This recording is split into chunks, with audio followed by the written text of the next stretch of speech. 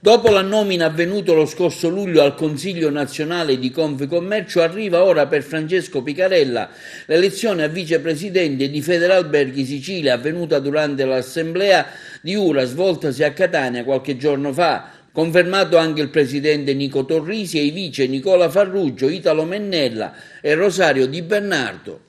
Del turismo ne parliamo tutti, se ne parla in tutte le campagne elettorali. Io sono naturalmente orgogliosissimo di aver ricevuto da Nico Torrisi questo importante riconoscimento al lavoro che non è di Francesco Picarella ma di tutta la sezione di Federalberghi provinciale. Materialmente non esisteva la nostra associazione, l'abbiamo costituita 10 anni fa, abbiamo fatto tanti passi avanti nei confronti soprattutto in favore delle imprese del turismo principalmente ricettivo, e questo naturalmente è la gratificazione di un lavoro che naturalmente non si ferma qua ma che continua e che continuerà ancora per qualche anno.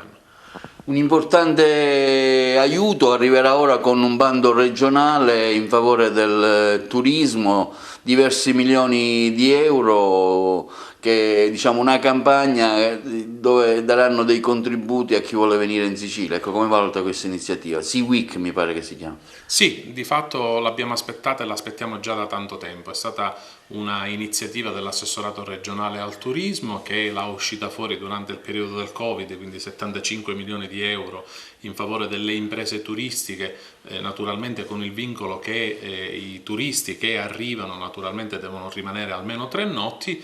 Diciamo che ha visto un po' di difficoltà la nascita di questa azione, però adesso siamo addirittura di arrivo e naturalmente per destagionalizzare, quindi per affrontare un inverno sicuramente difficile, sono delle somme che naturalmente daranno molto respiro alle imprese del turismo. Tra l'altro voi avete presentato anche ad Agrigento qualche mese fa un'iniziativa in collaborazione con l'aeroporto di Palermo GESAP. Ecco, com'è andata? Un bilancio, diciamo, di questa vostra, diciamo, aiuto che avete fatto per attrarre il turismo?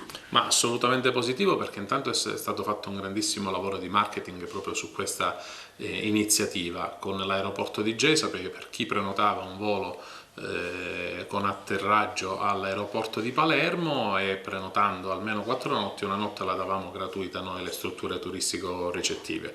Naturalmente abbiamo vissuto un'estate molto complicata, naturalmente perché non c'è stato turismo straniero, quindi soltanto ed esclusivamente turismo italiano e regionale, e quindi anche questa è stata un'azione di marketing che diciamo blinda quella che è l'immagine della destinazione e che naturalmente ci può essere utile nel momento stesso in cui questo virus, diciamo, andrà via o si troverà una soluzione sanitaria al problema. Ecco, quale futuro prevede per il turismo siciliano in vista anche di questo ulteriore DPCM che ieri, insomma, Conte ha emanato? Difficile, molto difficile, perché naturalmente colpisce questo DPCM, naturalmente colpisce più che altro le aziende della ristorazione e dei bar.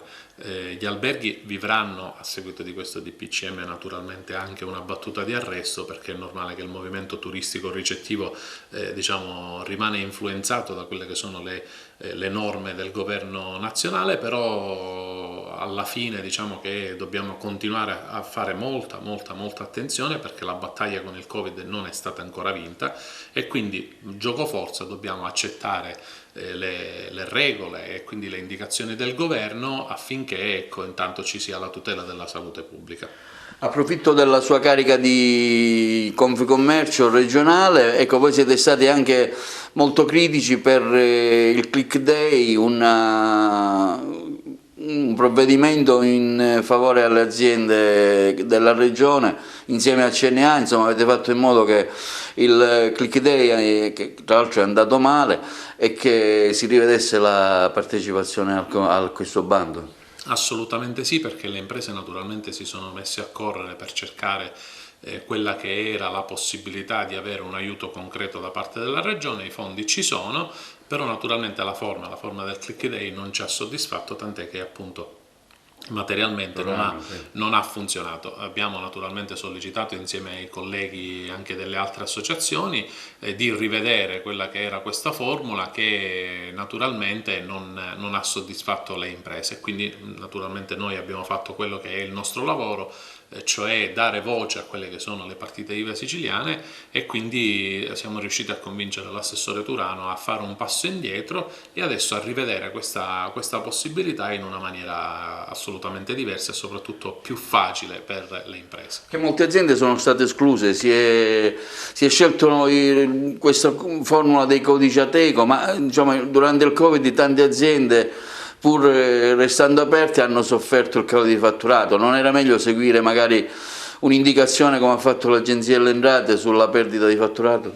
Ma assolutamente sì, perché è normale che molte aziende, come ad esempio quelle turistico-ricettive, che non avevano l'obbligo di chiusura, gli alberghi non hanno mai chiuso in maniera ufficiale, ma naturalmente non essendoci turisti, avendo avuto 2 mesi e mezzo di lockdown e quindi di chiusura totale dei consumi, naturalmente noi Giocoforza siamo rimasti chiusi naturalmente. Quindi sì, sicuramente fare questa operazione un po' come aveva fatto il governo nazionale probabilmente sarebbe stato meglio, e quindi legarlo al calo di fatturato. Però le decisioni vengono prese dalla politica e quindi è giusto che la politica poi prenda appunto queste decisioni e si confronti con le associazioni di categoria. Abbiamo fatto tutti un buon gioco di squadra.